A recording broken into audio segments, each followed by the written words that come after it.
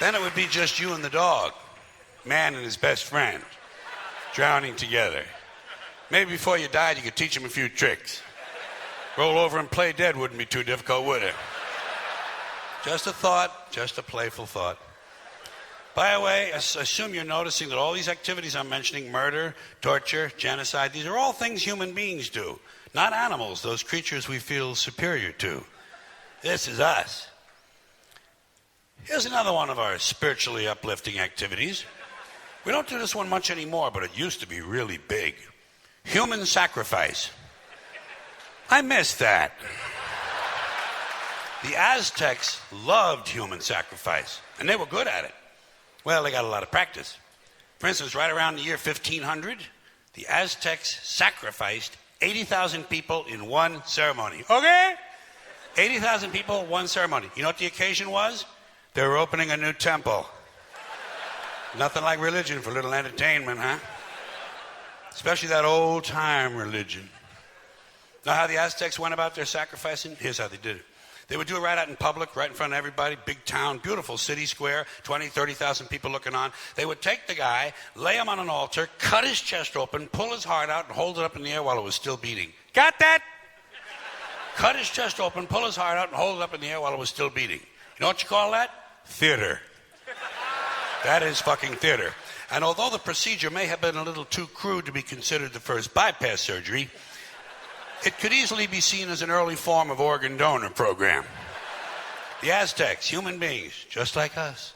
Not too long ago, 500 years, Columbus had already landed. This is just south of here, Mexico.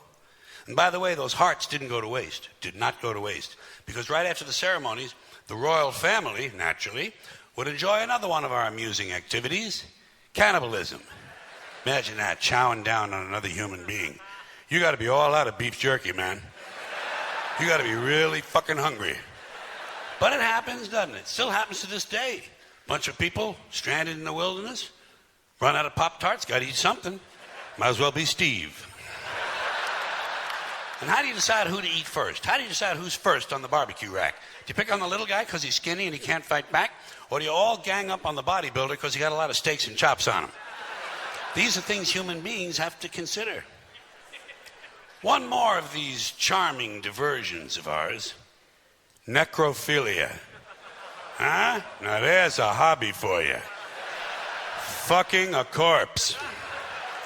Takes a special kind of guy, don't you think? But it happens. More than you might think. It happens among humans. Animals don't do that. Animals don't fuck their dead. A rat will do a lot of gross things, but he will not fuck a dead rat. It wouldn't even occur to him. Only a human being would think to fuck someone who just died. We got to be the most interesting critters on the planet. And then we wonder why a UFO doesn't just land and say hello.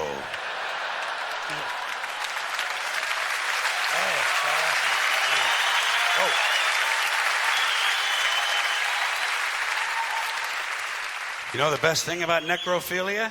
You don't have to bring flowers. Yeah, usually they're already there. Isn't that nice? It's nice. It's convenient. Human beings will do anything. Anything. I am convinced. That's why when all those beheadings started in Iraq, didn't bother me. I took it right in stride. A lot of people here were horrified. Beheadings, beheadings. What, are you fucking surprised? Just one more form of extreme human behavior. Besides, who cares about some mercenary civilian contractor from Oklahoma who gets his head cut off? Fuck him. Fuck him. Hey, Jack, you don't want to get your head cut off? Stay the fuck in Oklahoma. Stay the fuck in Oklahoma.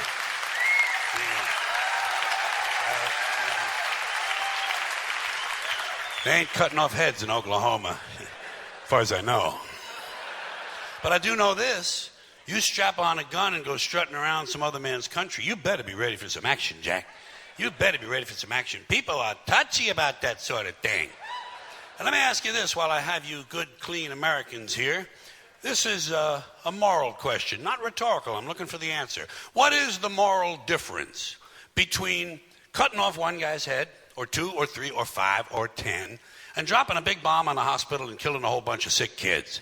Has anyone in authority explained this to you? I have not heard a word. Didn't get an email, didn't get a postcard, didn't get an instant message, not a fucking thing.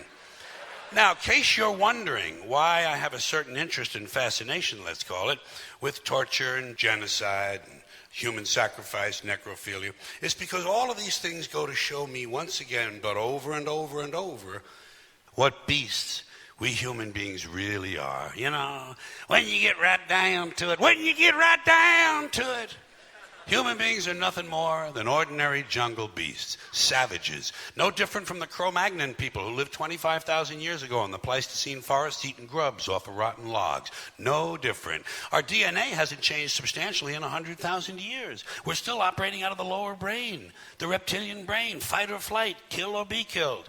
Now, we like to think we've evolved and advanced because we can build a computer, fly an airplane, travel underwater. We can write a sonnet, paint a painting, compose an opera. But you know something? We're barely out of the jungle on this planet. Barely out of the fucking jungle. What we are is semi-civilized beasts with baseball caps and automatic weapons.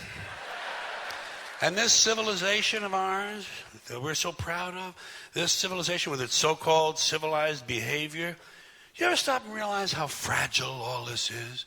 How easily it could all just break right down? Just break right down. Wouldn't take much. Probably happen in less than 2 years. Wouldn't take much all to throw us right back into barbaric times. All you'd have to do would be eliminate electricity. That's all. But completely eliminate electricity. So, no electricity, no lights. You're back to candles and lanterns, campfires and bonfires. Batteries couldn't be recharged. Generators couldn't be refueled because fuel is pumped electrically. So is water, by the way. So no lights, no fuel, no water. No computers. And computers run everything. And among the many things computers run that operate on electricity are security systems. It's in all of our jails and prisons and nut houses. So suddenly, without electricity, all across America, the gates and cell doors of penitentiaries and mental institutions would fly open. And out would come all of our old friends. The ones who've been away at camp. Serial killers, mass murderers, felony rapists, armed robbers, carjackers, home invaders, thieves, burglars, kidnappers, sadists, pedophiles, sexual predators, pimps, pushers, pornographers, speed freaks, crackheads, sick, junkies, all the ethnic street gangs, black, Spanish, and Asian gangs, Japanese yakuza, Russian mafia, neo-Nazis, white supremacists, Sicilian hitmen, Italian mobsters, Jamaican and Colombian drug gangs. And those are just the ones we caught. Let's not forget their counterparts still on the outside right now, waiting to hook up with their prison buddies so they can start a new organization, the American Federation of Sociopaths. Just what the country needs, another special interest group. 8 to 10 million of them there'd be, counting all the parolees and all the probationers and the ones who've never been caught.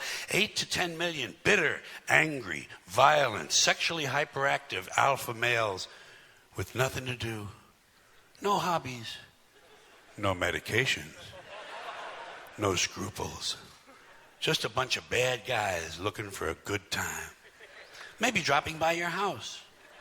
Hi, hope we're not intruding. Got any beer? Oh, good. Well, I got about 1,400 really thirsty guys here. How about women? Got any women? Oh, just your wife, huh? Well, I think we can make that work. Now, boys, there's a lady here, so I want you to mind your manners and wait your turn. Police wouldn't help you. They'd be gone at the first sign of trouble. They'd be home protecting their own families. So would the Army and the National Guard. You'd be alone. You'd be on your own. You'd be SOL and JWF. Shit out of luck and jolly well fucked.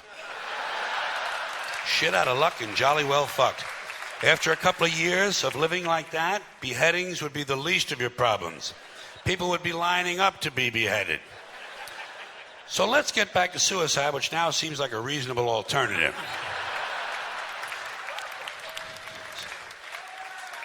Suicide is an interesting topic to me because it's an inherently interesting decision.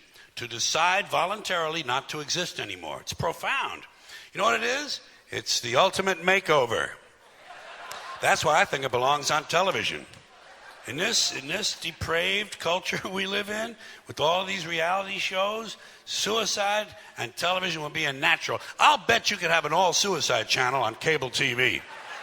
I'll bet you. Shit, they got all golf. What the fuck, huh? God damn. Jeez. You ever watch golf? It's like watching flies fuck. If you can get a bunch of brainless assholes to sit still and waste a Sunday afternoon on that kind of shit, you know you can get some people to watch some suicides. All day long, 24 hours a day, nothing but suicides. Must die TV. You get a lot of people watching that shit. You get a lot of people volunteering to be on there, too. Just so their friends can see them on TV. People are fucking goofy. You get a lot of volunteers. You get all of them leftover assholes from Let's Make a Deal. They'd be lined up around the block, pushing each other out of the way, pushing on funny capes and caps and hats and makeup and calling themselves Captain Suicide. Guys would be competing for most unusual method. People would be jumping off of silos, lighting themselves on fire, putting rat poison on a taco, drinking, mopping glows, sticking mothballs up their ass. You'd probably have some weird fuck show up and figure out how to kill himself with dental floss and a Stinger missile. People are fucking goofy. I bet you could find you a married couple. In this country, shit. I bet you can find a married couple in one of them trailer parks or something who'd be perfectly willing to sit in a love seat and blow each other's heads off with shotguns while a love song is playing. People are fucking nuts. This country is full of nitwits and assholes. You ever notice that? Oh, my goodness, yes. Oh, my goodness, right. Yeah. Nitwits, assholes, fuck-ups, scumbags, jerk-offs, and dipshits. And they all vote. They all vote, yeah. In fact, sometimes you get the impression they're the only ones who vote. You can usually tell who's been doing the voting by looking at the fucking election returns. Man, it sure ain't me out there wasting my time with a meaningless activity like that. You know those people on the Jerry Springer show? Those are the average Americans. Oh, yeah, believe me, below average can't get on the show. Can't get on. Below average are sitting home watching that shit on TV. Getting ready to go out and vote. Filling out their sample ballot. People are fucking dumb. You can say what you want about this country, and I love this place. I love the freedoms we used to have. I love it. I love that. You know?